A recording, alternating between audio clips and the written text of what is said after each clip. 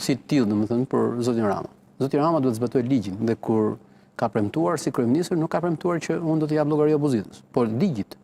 Nuk ka thënë që do të jap llogarinë nëse ju ngrihen në shesh, por ka thënë që unë do të zbatoj ligjin. Nuk ka thënë që unë po që është opozita fort do shkojnë në parlament. Jo. Ka thënë që unë do zbatoj ligjin dhe do jap llogari, domethënë në emër të këtyre. Dhe ne po flasim se ne nuk po qajmi ai ka dhënë apo si ka dhënë llogari Berishës. Ne po qajmi domethënë në raportin e asaj ose jemi të shqetësuar pse nuk jep llogari te ligji dhe nuk shpërfil ligjin, shpërfil raportin me drejtën me ato që kanë nevojë qytetarët shqiptarë të dinë ku shkojnë paratë e tyre. Pse do ja shpjegosh kur vjen zgjedhje? Jo, e shpjegon me rubrikën sy më sy. Sy më sy me kë?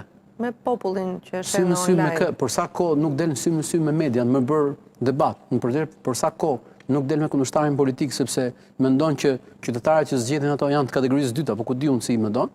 Për mua nuk ka kuptim kjo sy më sy në Facebook, nuk i punas kujt se unë nuk e di me kë flet. Ti ke ekranin aty dhe unë nuk kuptoj se kush të shkruan, mund të shkruaj vetëm partia jote dhe ti nuk po jep llogari për këtë gjë. Sy më sy është një tallje publike, bashkëqeverisja është tallje publike. Gjithë to që po më pyetësor, se ne kur flasim nuk mund të tallesh me qytetarët që unë po bëj pyetje, kujt po i bën pyetje? Ti prandaj delegohet vota sepse të kemi besuar që ti të marrësh vendime, jo të më pyesësh prapë mua, se nëse ti merr votën time dhe pas 2 muajsh më pyet mua, do thotë po tallesh me mua sepse unë para kam delegu votën që ti të qeverisësh në emër të ligjit. Dhe shikojmë tash do të them edhe gjë se ka një keqkuptim shumë të madh që mendojnë që meqense votohet qeveria një herë 4 vjet. Votohet qeveria, por ligjshmëria me cilën funksionon qeveria verifikohet çdo ditë.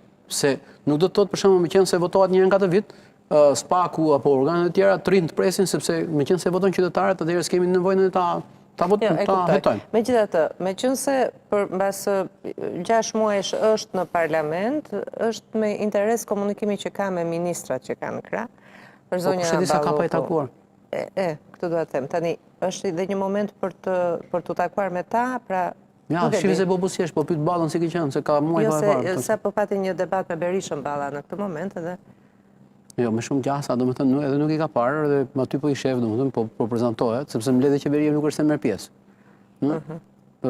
Prej kohësh, domethënë o ka firmos Braça, o ka firmos Balluku, o firmos diku Rametaj, nuk është se ka firmos. Pra mendon që është dhe një moment i mirë që dhe ti takoj këta njerëzit nga afër, këta të vetot, jo vetëm përmes se mund të harroj se ka ministër, kështu që është mirë që ti takoj her pas here, kupton? Tani ka bërë dhe akademinë politike, për shembull, për akademinë. Kjo është pastaj një hyrje tjetër, sepse deputetët janë zgjedhje nga populli, nuk janë zgjedhje e partisë, nuk janë delegat partie, nuk janë delegat asambleje.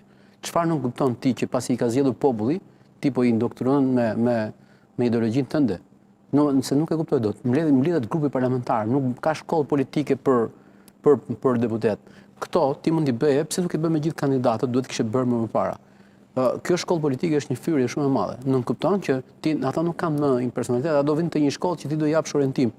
Pse një shkollë verore, pse të rrim pa punë? Çfarë thotë shkollë verore për deputetët?